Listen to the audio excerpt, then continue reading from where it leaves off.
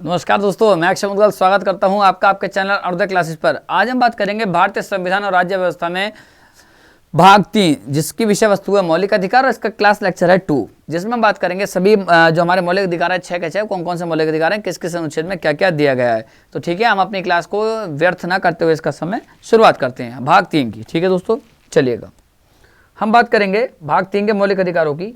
12 से 35 तक जो दिए हुए हैं मौलिक अधिकार। मौलिक अधिकार कौन सा भाग है दोस्तों? तो भाग आएगा 3। और अनुच्छेद अगर बात करेंगे अगर बात करेंगे अनुच्छेद की, तो अनुच्छेद हैं 12 से लेकर के 35 तक। कहां से कहां तक है? 12 से 35 तक। इन सब की हम बात आपसे करेंगे। ठीक है दोस्तों, चलिए हम शुरुआत करते हैं। सबसे पहले देखते हैं अनुच्छेद 12 दोस्तों। सबसे पहले हम देखेंगे अनुच्छेद 12। अनुच्छेद 12 क्या कहता है दोस्तों? तो अनुच्छेद 12 कहता है राज्य। अनुच्छेद 12 क्या कहता है? अनुच्छेद 12 में लिखा है राज्य की परिभाषा, मतलब मौलिक अधिकार के संदर्भ में राज्य की परिभाषा क्या होती है। तो मौलिक अधिकार के संदर्भ में राज्य में कौन कौन आएगा, इसको हम देखते हैं कि मौलिक अधिकार के संदर्भ में राज्य में कौन कौन आएगा। तो इस मौलिक अधिकार के संदर्भ में अगर हम बात करेंगे तो राज्य में कौन कौन आएगा?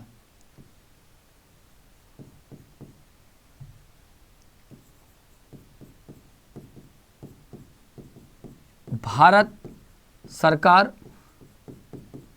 या संसद, जो पार्लियामेंट है, भारत सरकार या संसद। फिर है राज्य सरकार या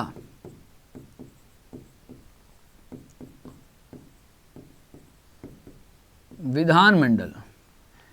तीसरा है अन्य प्राधिकारी। अन्य प्राधिकारी। तो अनुच्छेद 12 में जो राज्य की परिभाषा दी हुई है दोस्तों, उसमें भारत सरकार या संसद, राज्य सरकार या विधानमंडल, अन्य प्राधिकारी। अन्य प्राधिकारी में वही लोग आते हैं जिनको कानून बनाने का अधिकार हो, या आदेश जारी करने का अधिकार हो, विधि बनाने का अधिकार हो, या अध्यादेश जारी करने का अधिकार हो, अधिसूचना जारी करने का अधिकार हो, ये सब लोग इसमें आ जाते हैं। ठीक है, तो अनुच्छेद 12। अब देखते हैं अनुच्छेद 13 दोस्तों। अनुच्छेद 13। अनुच्छेद 13 क्या कहता है? तो दोस्तों अनुच्छेद 13 की अगर हम बात करेंगे तो जो अनुच्छेद 13 है ना, इसकी विषय वस्तु है विधि। क्या इसकी विषय वस्तु? विधि। मतलब मौलिक अधिकार के संदर्भ में विधि का क्या अर्थ है। तो अनुच्छेद 13 बता रहा है कि मौलिक अधिकार के संदर्भ में जो विधि है उसका क्या अर्थ है। ठीक है, तो अनुच्छेद 13 में मतलब विधि का मतलब क्या है? इसका मतलब यहाँ पर ये है, इसको अगर समझना हो तो ऐसे समझेंगे। इसका मतलब ये है, विधि का मतलब यहाँ पर ये है, ऐसी विधि या कानून जो, ऐसी विधि या कानून जो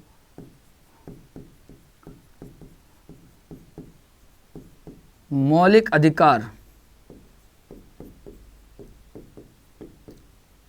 का उल्लंघन करती हूं। मौलिक अधिकार का क्या करती हूं? मौलिक अधिकार जो हमारे फंडामेंटल राइट्स हो उनका उल्लंघन करती हूं, तो वह विधि उल्लंघन की सीमा तक, जहां तक उल्लंघन कर रही है, उल्लंघन की सीमा तक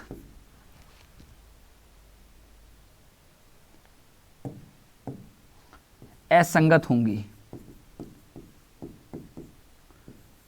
असंगत होंगी या अमान्य होंगी।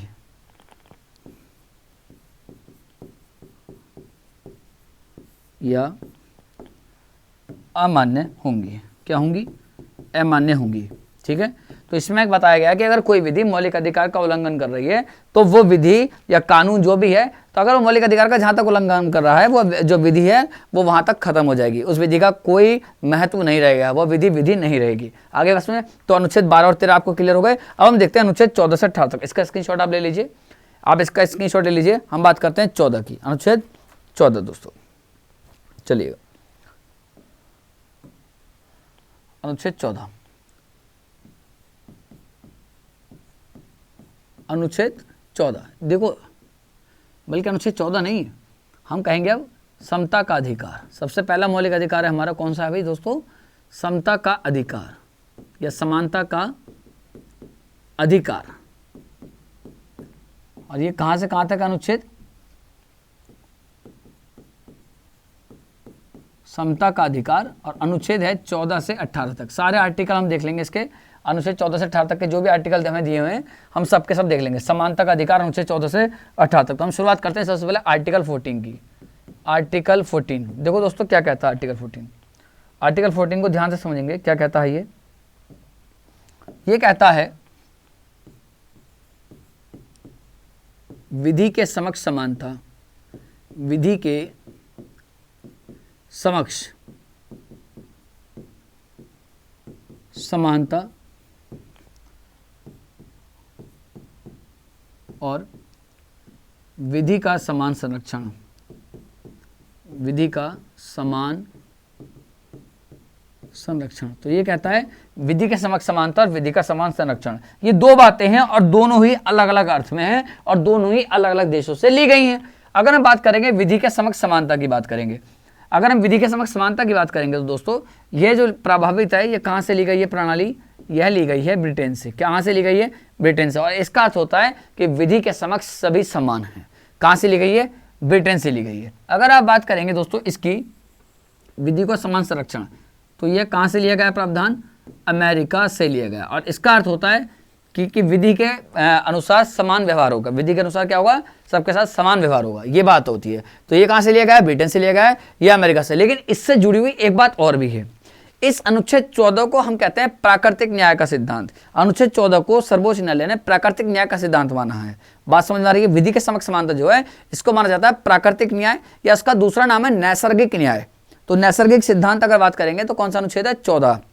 अब दूसरी बात, सुप्रीम कोर्ट ने जो हमारा सर्वोच्च न्यायालय है एक केस था, उस विवाद में इस अनुच्छेद 14 को, आर्टिकल 14 को संविधान का मूल तत्व बोल दो, या मूल ढांचा बोल दो, या आधारभूत तत्व बोल दो, या आधारभूत ढांचा बोल दो। तो वो केस कौन सा था? मिनर्वा मिल्स बनाम भारत संघ मामला 1980, उसमें इसको ये माना। ठीक है, तो हम यहां लिख सकते हैं,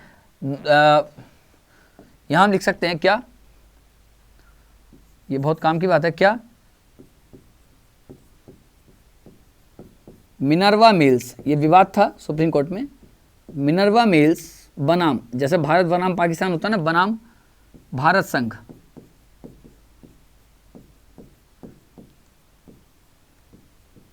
भारत संघ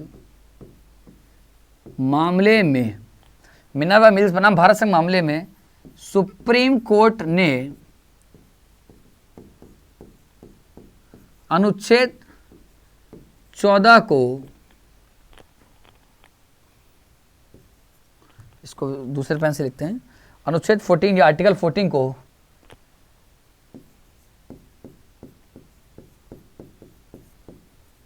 प्राकृतिक न्याय,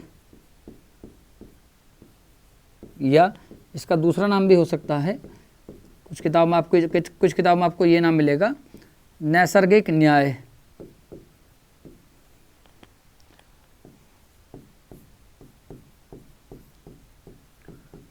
का सिद्धांत माना।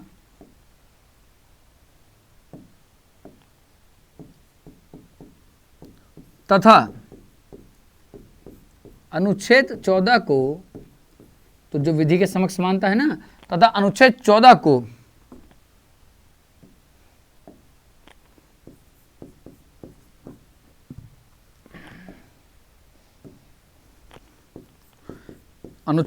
को संविधान का मूल तत्व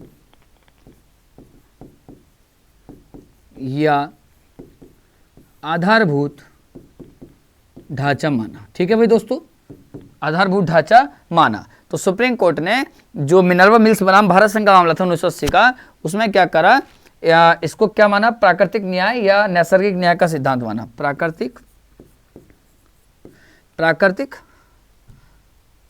कोई बात नहीं,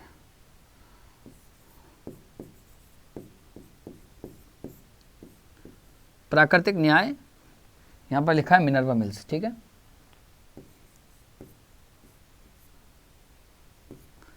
मिनर्वा मिल्स। तो प्राकृतिक न्याय का सिद्धांत या मिनर्वा मिल्स प्राकृतिक न्याय का सिद्धांत या नैसर्गिक सिद्धांत माना था। और अनुच्छेद 14 को माना था कि संविधान का मूल तत्व माना था। मूल तत्व बोल दो या आधारभूत ढांचा बोल दो। तो आर्टिकल 14 भी आपको क्लियर हो गया होगा। इसका अर्थ है विधि के समक्ष समानता, विधियों का समान संरक्षण। अगले आर्टिकल की बात करते हैं। आर्टिकल अगला 15, आर्टिकल है 15। अब है अगला अनुच्छेद 15।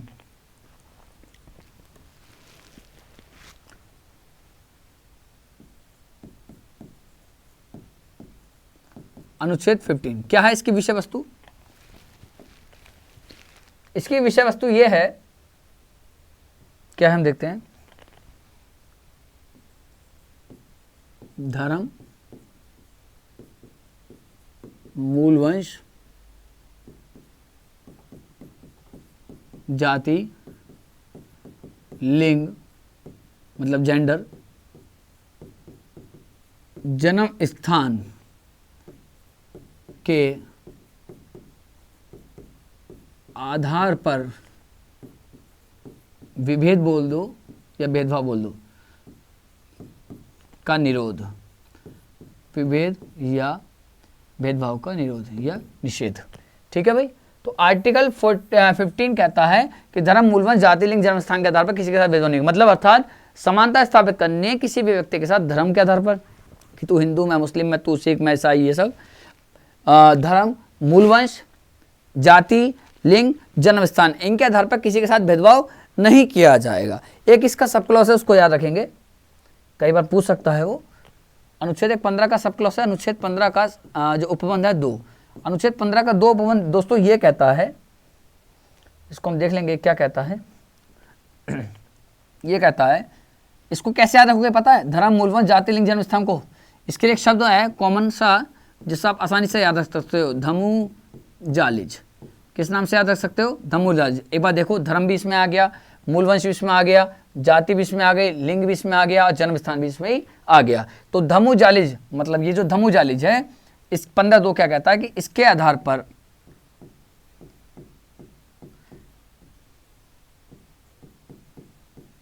किसी भारतीय नागरिक को, किसी भारतीय नागरिक को होटल बोल दो या रेस्टोरेंट, ठीक है, सार्वजनिक स्थल बोल दो जैसे पार्क हो गए, मनोरंजन के स्थल बोल दो, मनोरंजन स्थल हो गए, कुएं हो गए और तालाब हो गए। तो किसी नागरिक को धर्म, मूलवंश, जाति, लिंग, जन्म स्थान, इसके आधार पर आप यहाँ पर प्रवेश से नहीं रोक सकते। ये जो जितनी भी चीज़ आपके सामने लिखी हैं, यहाँ पर आप उसका प्रवेश नहीं रोक सकते। जो यहाँ पर है व्यक्ति को, जैसे मान लीजिए कोई ये व्यक्ति है, भारतीय नागरिक है, ठीक है, ठीक है, और इस व्यक्ति का जो आप प्रवेश है वह नहीं रोक सकते। तो अनुच्छेद 15 ये कहता है। तो अनुच्छेद 15 क्या कहता है? धर्म, मूलवंश, जाति, लिंग, जन्म स्थान के आधार पर आप किसी का भेदभाव नहीं करेंगे। चलिए अब हम देखते हैं अनुच्छेद 16, आर्टिकल 16।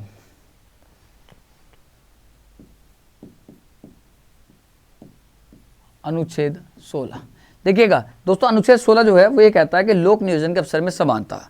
लोक नियोजन का अर्थ यहाँ पर क्या है कि जो सरकारी भर्तियां निकलती हैं या जो सरकारी नियुक्तियां होती हैं उनमें समानता होगी। और जो अनुच्छेद 15 में था ना, आधार, धर्म, मूलवंश, जाति, लिंग, जन्म स्थान, वही आधार यहाँ पर है, बस इसमें निवास और जुड़ जाता है, निवास। ठीक है, तो हम क्या कहेंगे? अनुच्छेद 16 की अगर हम विषय वस्तु लिखेंगे तो दोस्तों क्या लिखेंगे? तो हम इसमें लिख सकते हैं क्या? लोक नियोजन के अवसर में समानता। लोक नियोजन के अवसर में क्या लानी है भाई? तो लोक नियोजन के अवसर में क्या लानी है? समानता। तो ये लोक नियोजन के अवसर का समानता, इसको हम देखते हैं डिटेल में थोड़ा सा। लोक नियोजन के अवसर में समानता। अब इसका अगर हम बात करेंगे, इसका आधार क्या है? किस आधार पर समानता होनी चाहिए, मतलब किस आधार पर समानता आएगी? भेदभाव नहीं होना चाहिए, अर्थात वही लिख देंगे धमू जालिज। क्या लिख देंगे दोस्तों? धमू जालिज। धर्म, धर्म, मूलवंश, जाति, लिंग, जन्म स्थान आ गई, और प्लस निवास। इनके आधार पर आप भेदभाव नहीं करेंगे। इसका एक आर्टिकल है 16(4), इसका एक आर्टिकल है दोस्तों 16(4), 16(4). 16(4) क्या कहता है? जो 16(4) है वो कहता है कि राज्य जो है वो पिछड़े वर्गों को, अगर वो जो राज्य है, राज्य की सेवाओं में अगर पिछड़े वर्गों का प्रतिनिधित्व, जो उनका रिप्रेजेंटेशन है वो कम होगा, तो उन लोगों को आरक्षण दिया जा सकता है, कुछ सीमा तक उनको आरक्षण दिया जा सकता है। यह अनुच्छेद कहता है 16(4). अब सबसे बड़ा सवाल यह है कि पिछड़ा वर्ग कौन है? ठीक है, चलिएगा। तो अनुच्छेद 16 क्या कहता है दोस्तों? तो अनुच्छेद 16 ये कहता है, हम लिख लेते हैं। अनुच्छेद 16 ये कहता है कि राज्य, जो राज्य का अपना क्षेत्र है, क्षेत्र में जो सरकारी सेवाएं हैं, सरकारी सेवाओं में पिछड़े वर्ग का, पिछड़े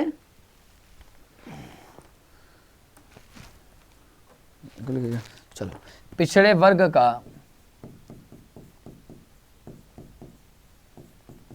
प्रतिनिधित्व न होने पर क्या? आरक्षण। कौन सा वर्ग? पिछड़ा वर्ग। तो पिछड़े वर्गों को प्रतिनिधित्व ना होने पर आरक्षण का प्रावधान, आरक्षण का प्रावधान। अब एक सबसे बड़ा बात यह है कि जो पिछड़ा वर्ग लिखा है ना, इस पिछड़े वर्ग में कौन आएगा? तो पिछड़े वर्ग में कौन आएगा? तो एक दो व्यक्ति हैं जिनके नाम से आयोग बना है। एक काका केलकर, जो कि पिछड़े वर्गों की पहचान करने के लिए बना था, एक था वीपी मंडल। तो आप इन दोनों को याद रखेंगे। तो इन दोनों का भी याद रखेंगे कि जो पिछड़े वर्ग हैं, इनकी पहचान और प्लस इनको आरक्षण देने से संबंधित दो आयोग हैं। एक तो पहला है, नाम याद रखेंगे, काका कालेकर, और दूसरा है वीपी मंडल,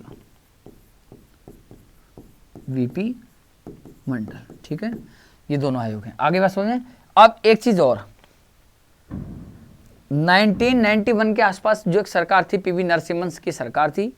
जो पीवी नरसिम्हन की सरकार थी, उन्होंने क्या करा था कि आर्थिक रूप से पिछड़े, आर्थिक जो इकोनॉमिकली वीकर सेक्शन है, मतलब जो आज देख रहे हैं 10% आरक्षण दिया गया, 103वां संविधान संशोधन, वही बात। तो जो आर्थिक रूप से पिछड़ा वर्ग था ना, उसके आरक्षण की जो शुरुआत करी थी भारत में, सबसे पहले जो कदम उठाया था वो पीवी नरसिम्हन की सरकार ने उठाया था। लेकिन उसने क्या किया था कि 10% आर्थिक रूप से लोगों को आरक्षण दे दिया। तो बाद में सर्वोच्च न्यायालय ने उसको निरस्त कर दिया। उसका वो जो संशोधन किया था या जो कानून लेकर के आया था, उसका बड़ा कर बोले नहीं रहेगा ये, उसको गैर न्याय घोषित कर दिया, उसको गैर विधि घोषित कर दिया। इसमें याद रखेंगे, इसको कैसे नोट डाल करके याद रखेंगे, नोट डाल करके याद रखेंगे। देखो ये सब चीज़ें बहुत काम की हैं, अगर आप इनको नोट्स में बना लोगे ना तो ये सब आपके बिल्कुल काम में आने वाली है। ठीक है, बिल्कुल काम में आएगी ये। पीवी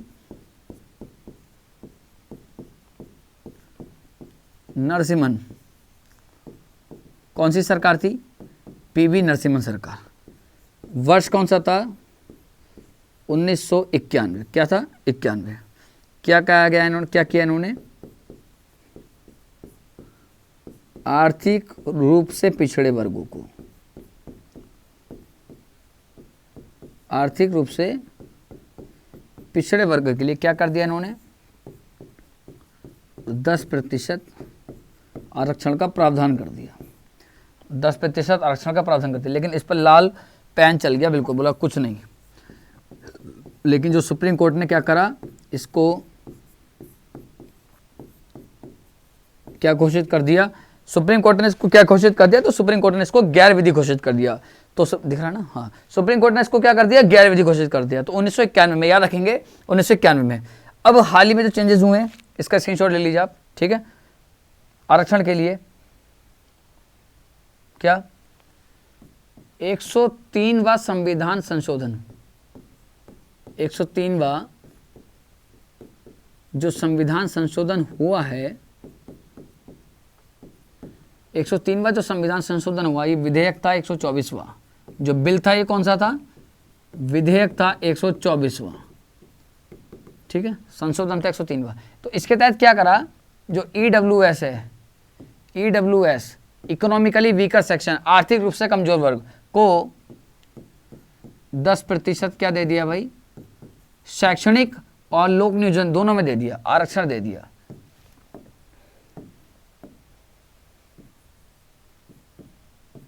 ठीक है,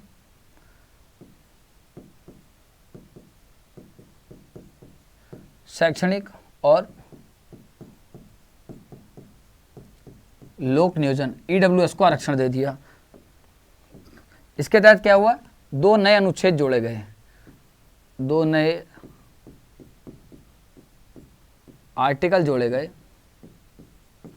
15(6)A एक जोड़ा गया, 15(6)B एक आर्टिकल जोड़ा गया, 16(6). ठीक है, तो जो 16 है आपको पता है लोक नियोजन के बारे में बात करता है, तो ये तरीके से। ठीक है, और जो 15(6)B है वो शैक्षणिक संस्थानों में EWS के आरक्षण की बात करता है। ठीक है ना, तो ये जोड़ा गया। तो यहाँ तक क्लियर हो गया आपको। एक बार देख लीजिए अनुच्छेद 16, लोक नियोजन के अवसर में समानता। आधार क्या है, दमोजालिज प्लस निवास। और कहता है 16(4) क्या कहता है ये, कि राज्य अपने क्षेत्र में सरकारी सेवाओं में जो पिछड़े वर्ग हैं उनको आरक्षण देने का प्रावधान करेगा। इनके लिए पिछड़े वर्ग में कौन कौन आएगा, इनके लिए 2 आयोग बनाएगा इनका आरक्षण के लिए, काका केलकर, VP मंडल, इन दोनों का नाम याद रखना। और जो नोट डाल के लिखेंगे, नोट डाल के जो लिखा था मैंने काम की बात, वो यह थी कि जो VP नरसिम्हन की सरकार थी 1991 में, उसने आर्थिक रूप से पिछड़े वर्गों को आरक्षण देने के लिए 10% आरक्षण दिया, लेकिन सुप्रीम कोर्ट ने उसको गैर विधि घोषित कर दिया। अब उसके बाद क्या हुआ, 103वां संविधान संशोधन विधेयक, 103वां संविधान संशोधन अधिनियम था, अब बिल था 124वां। उसमें क्या किया गया, 10% आरक्षण दिया गया और संविधान में अनुच्छेद जोड़ा 15(6)A और 15(6)B और 16(6) जोड़ दिया। यहाँ तक क्लियर हो गया। अब हम बात करते हैं अनुच्छेद 17 की। अनुच्छेद 17 दोस्तों, अनुच्छेद 17 देखो, इसका विषय वस्तु है, अनुच्छेद 17 की अगर आप विषय वस्तु की बात करेंगे तो अस्पृश्यता का अंत, इसे कहते हैं छुआछूत। अस्पृश्यता का अंत होना चाहिए, छुआछूत नहीं होना चाहिए दोस्तों। अगर छुआछूत होगी तो व्यक्ति विकास नहीं कर पाता, क्योंकि उसको मानसिक तनाव में आ जाता है। फिर व्यक्ति अगर मानसिक तनाव में होता है तो अच्छे से विचार नहीं कर पाता है, सोच नहीं पाता है, वो डेवलप नहीं हो पाता है। कहीं ना कहीं व्यक्ति डेवलप नहीं होगा तो इससे हम मानते हैं कि व्यक्ति का विकास नहीं होगा। व्यक्ति का विकास नहीं हो रहा है तो आप तो समझ लीजिए, सीधी सीधी सी बात है कि देश का भी विकास आपका नहीं होगा। ठीक है ना, चलिए इसमें हम देखेंगे अस्पृश्यता का अंत, मतलब अर्थात हम लिख सकते हैं दोस्तों यहाँ पर, अगर आपको समझना हो, छुआछूत, छुआछूत का अंत। तो अनुच्छेद 17 है अस्पृश्यता का अंत। तो क्या है, अस्पृश्यता का अंत है। ठीक है, इसके लिए कानून भी है। इसके लिए क्या है, इसके लिए कानून बनाया था संसद ने। अनुच्छेद 35 ने शक्ति देता है कि मौलिक अधिकारों को लागू कराने के लिए संसद कभी भी कानून बना सकती है। तो कानून बनाया था 1955 का। कौन सा कानून था, 1955 का एक कानून था जिसका नाम था, जिसका क्या नाम था दोस्तों, अस्पृश्यता निवारण अधिनियम।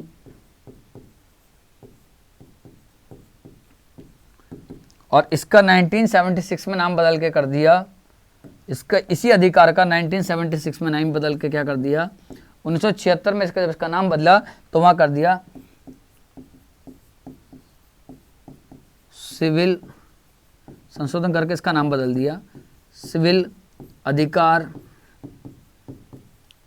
संरक्षण अधिनियम। ठीक है, तो अनुच्छेद 17 क्या किसकी बात करता है, तो अनुच्छेद 17 बात करता है छुआछूत के अंत की। छुआछूत जो है बिल्कुल भी नहीं होनी चाहिए, और उसके लिए 1955 में संसद ने कानून बनाया था अस्पृश्यता निवारण अधिनियम, और 76 में इसका नाम बदल के, जो इसकी नाम था विषय वस्तु इसकी बदल के सिविल अधिकार संरक्षण अधिनियम कर दिया। ठीक है, अब देखते हैं अनुच्छेद 18 दोस्तों, इसका स्क्रीनशॉट आप ले लीजिए। अनुच्छेद 18 क्या कहता है, लास्ट अनुच्छेद है समानता का। अनुच्छेद 18 क्या कहता है, अनुच्छेद 18, तो दोस्तों अनुच्छेद 18 आपका ये कहता है उपाधियों का अंत होना चाहिए। किसका होना चाहिए, उपाधियों का अंत, क्योंकि जिनको उपाधि दे दी जाती है फिर उनके साथ स्पेशल ट्रीटमेंट होता है। बहुत ही ज़्यादा स्पेशल होता है, उससे समानता को दखल होती है। तो उपाधियों का अंत, उपाधियों का अंत, तो ध्यान रखना उपाधियों का अंत, ठीक है। अनुच्छेद 18 जो है उपाधियों का अंत। अब इसमें एक बात याद रखना कि भारत में इसमें प्रावधान ये है दोस्तों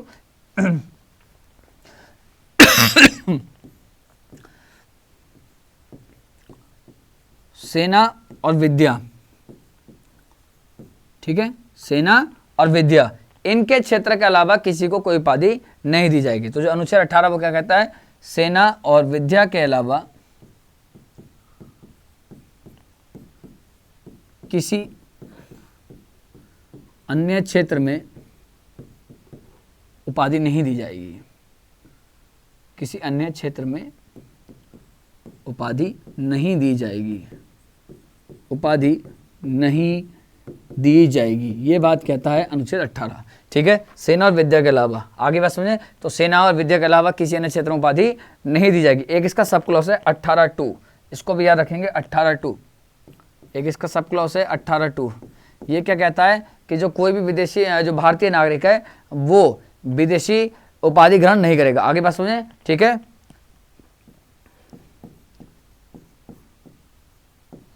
कोई भारतीय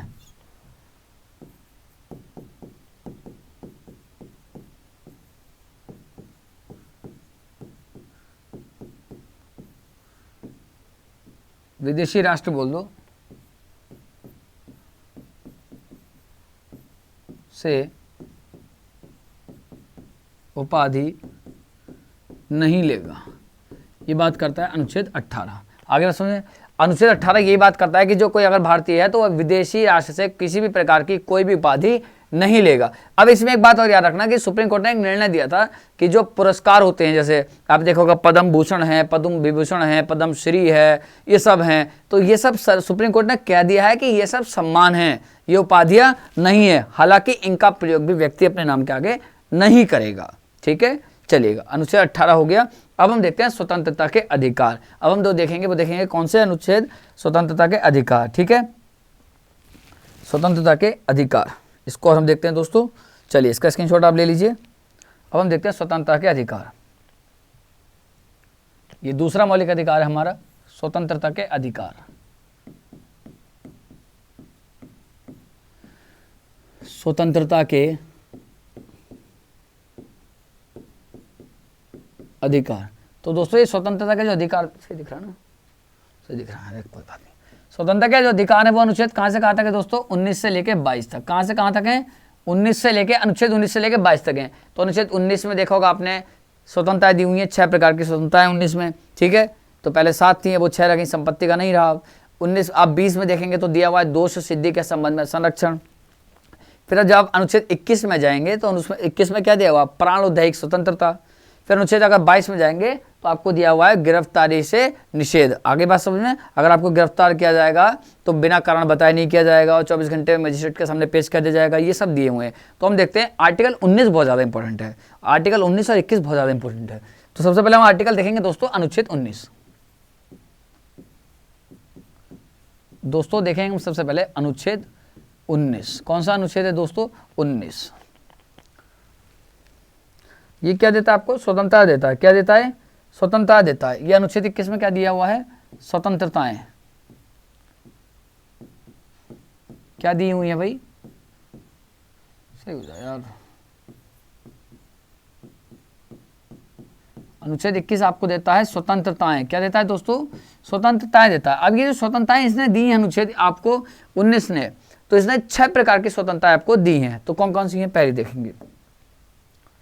पहली है दोस्तों 19(1)(a).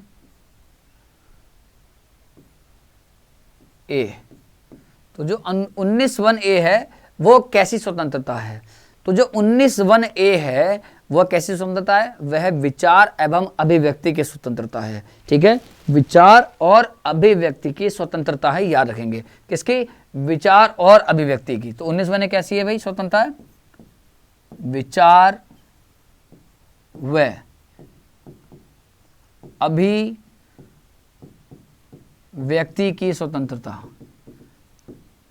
विचारों और अभिव्यक्ति की स्वतंत्रता है।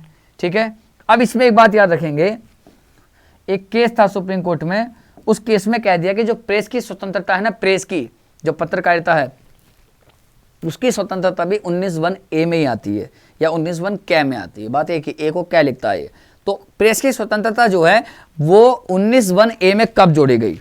वो जोड़ी गई थी, एक केस पहुंचा था सुप्रीम कोर्ट में, इंडियन एक्सप्रेस बनाम भारत संघ का मामला 1985। नोट डाल करके यहाँ लिखेंगे, नोट डाल करके लिखेंगे क्या, ये बहुत काम की बात है कि 1985 का कौन सा मामला था? इंडियन एक्सप्रेस, इंडियन एक्सप्रेस अखबार भी आता है, देखा होगा आपने, आपका इसका इंग्लिश में आता है ये, इंडियन एक्सप्रेस बनाम, जो सिविल की तैयारी करते हैं बहुत अच्छे से पढ़ते हैं इसको, इंडियन एक्सप्रेस बनाम भारत संघ मामला। और ये कब का मामला था भाई?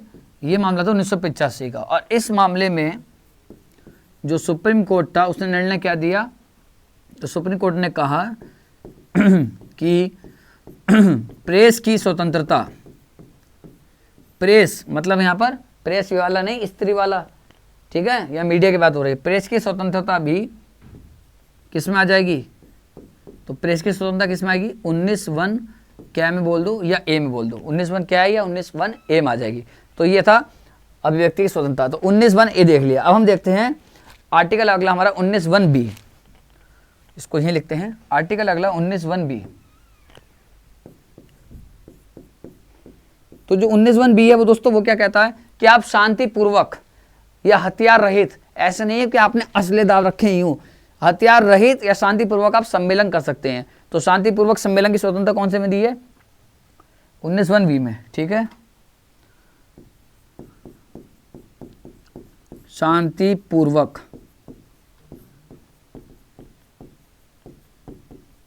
सम्मेलन इनको हम ये भी कह सकते हैं हथियार रहित, गला बहुत खराब हो रहा मेरा, हथियार रहित। ठीक है, शांतिपूर्वक सम्मेलन या हथियार रहित सम्मेलन। आगे बात समझें, आगे 19(1)(b। अब 19(1)(c) क्या कहता है? 19(1)(c) क्या कहता है आपसे? मैं यहीं लिख दे रहा हूं जहां जगह है, 19(1)(c) और आ जाएगा यहाँ पर 19(1)(c). 19(1)(c) कहता है कि आपको समिति या संघ बनाने का अधिकार, संघ या समिति बनाने की स्वतंत्रता है, समिति या संघ बनाने की स्वतंत्रता है। ठीक है, 97वां संविधान संशोधन अधिनियम 2011 के द्वारा, जो 97वां संविधान संशोधन अधिनियम 2011 के द्वारा इसमें जोड़ा गया था, जो सहकारी समिति होती है उसको बनाने की स्वतंत्रता भी आपके आर्टिकल 19(1)(c) में आती है। चलिए अब आर्टिकल इसका स्क्रीनशॉट ले लीजिए, 19(1)(d) देखते हैं। 19(1)(d) आर्टिकल आपका 19(1)(d), 19(1) यह है कि भारत में जो भारत का राज्य क्षेत्र है उसमें केंद्र शासित प्रदेश और जो हमारे राज्य हैं वो भी आ जाते हैं, और जो भविष्य में हम क्षेत्र जोड़ेंगे वो भी आ जाते हैं। तो इसमें क्या है, 19(1)(d) क्या कहता है?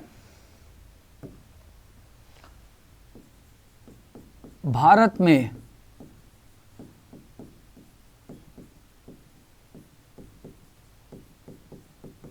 राज्य क्षेत्र के भीतर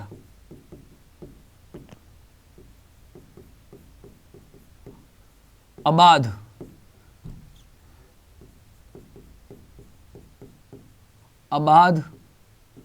संचरण या आवागमन, घूमना मतलब अबाध संचरण की स्वतंत्रता, अबाध संचरण की स्वतंत्रता।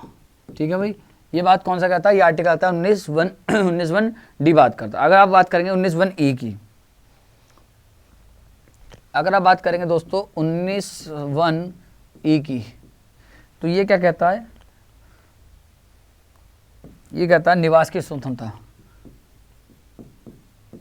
भारत में कहीं भी आप निवास करने की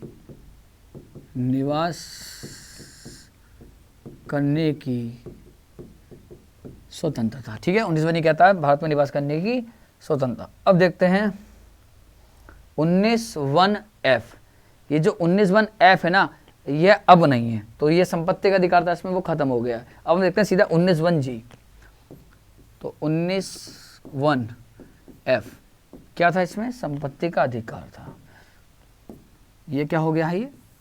ये खत्म हो गया है, ये अब ये नहीं है, ये समाप्त हो गया, इसमें समाप्त हो चुका। इसमें क्या था? संपत्ति का अधिकार था, संपत्ति का मूल अधिकार था। ठीक है, चलिए अब बचा 19(1)(f) के बाद 19(1)(g). 19(1)(g) ये क्या कहता है दोस्तों? 19(1)(g) 19(1)(g) कहता है भारत में व्यापार करने की स्वतंत्रता। आप कहीं भी जाकर के व्यापार कर सकते हैं, कोई आपको नहीं रोकेगा।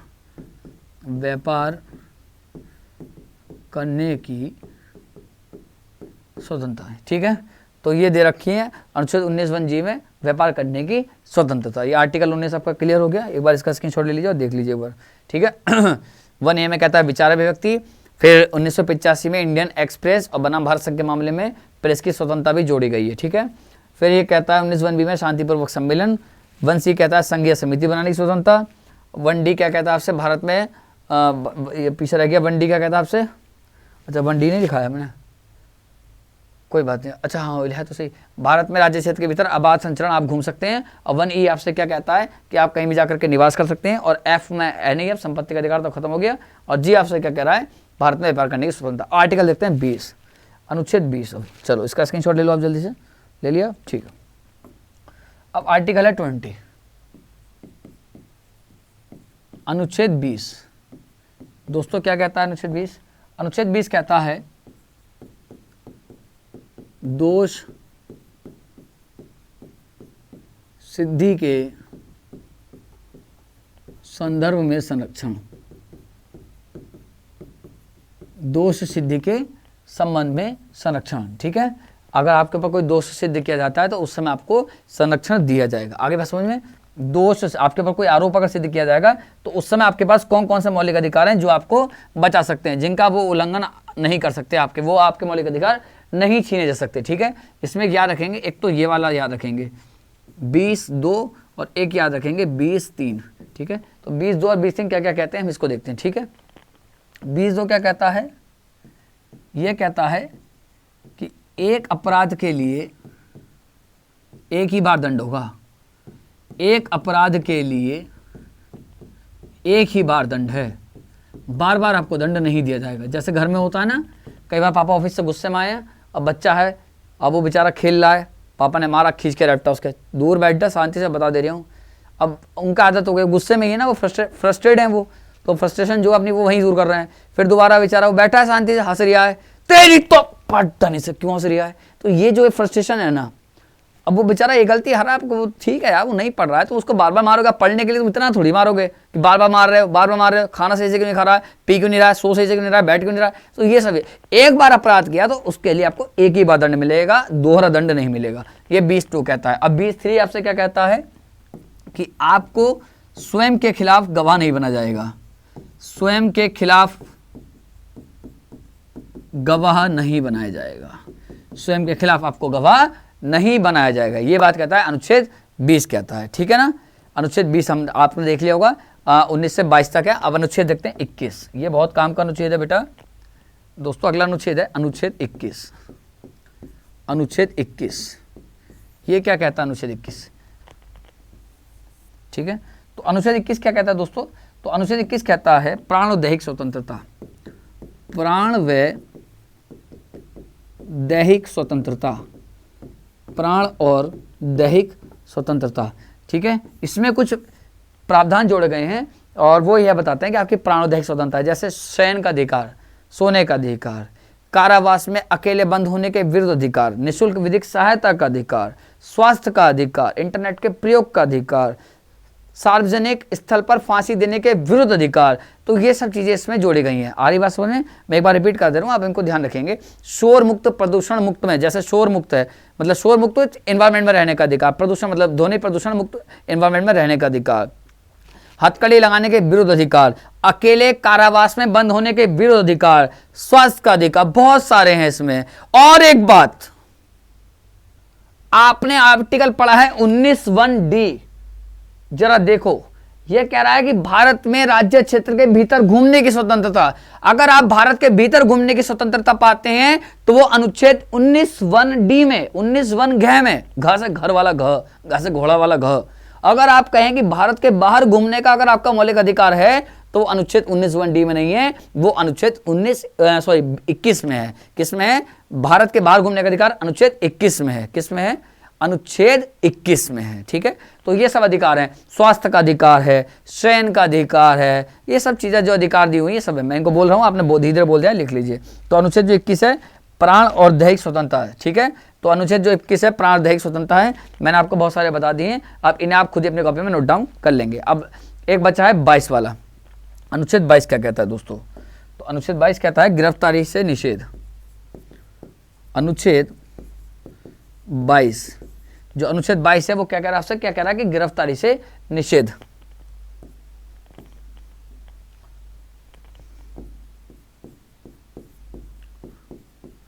गिरफ्तारी के समय आपके पास कौन सा मौलिक अधिकार होंगे? मतलब गिरफ्तारी से निषेध। ठीक है, मतलब अगर आपको गिरफ्तार किया जा रहा है तो आपके पास उस समय क्या क्या मौलिक अधिकार हैं? पहली बात, अगर आपको कारण बताए गिरफ्तार किया जा रहा है तो आप कह सकते हैं कि भाई मेरा मौलिक अधिकार है आर्टिकल 22 में कि आप मुझे गिरफ्तार करने का कारण बताइए। दूसरी बात, अगर आपको गिरफ्तार कर भी लिया है तो करने के बाद आपको 24 घंटे के अंदर न्यायिक मजिस्ट्रेट के सामने पेश किया जाएगा। आगे बात समझें, और उसमें यात्रा शामिल नहीं है। आगे बस, जैसे मान लो ट्रेन से लेके जाना हो और मान लो प्लेन, आप तो चलने लगी, प्लेन है, सब चीज़ें, और आपको मान लीजिए लेना जाना पड़े कि महाराष्ट्र से लेकर आना पड़े उत्तर प्रदेश है, उत्तर प्रदेश से बिहार जाना पड़े, तो आप मान लीजिए रास्ता है, जो सफ़र है वो आपका 40 घंटे का है, तो वो उसमें शामिल नहीं होगा। अगर आपको 24 घंटे के अंदर पेश करना है न्यायिक मजिस्ट्रेट के सामने, जुडिशियल मजिस्ट्रेट के सामने, लेकिन उसमें यात्रा शामिल नहीं है। तो 22 कहता है, दो बातें कहता है, दोनों याद रख लेना बिल्कुल। क्या क्या कहता है? एक तो यह कहता है क्या कि अगर गिरफ्तारी का कारण बताना पड़ेगा। गिरफ्तारी का क्या बताना पड़ेगा? कारण। ठीक है, पुलिस वाले तो बताते ही नहीं है। ठीक है, क्योंकि आदमी का डरा हुआ होता है, पूछ ही नहीं पाता उस समय। जब पुलिस वाला होता है तो पूछना, ओए क्या गलत, क्या गलत, अब उस समय ये पूछेगा कि मेरा मौलिक अधिकार क्या, जरा ये बताइए, वो नहीं पूछेगा भाई। दूसरा क्या है? गिरफ्तारी का कारण बताओ। दूसरा क्या है कि 24 घंटे में मजिस्ट्रेट के सामने पेश होना है।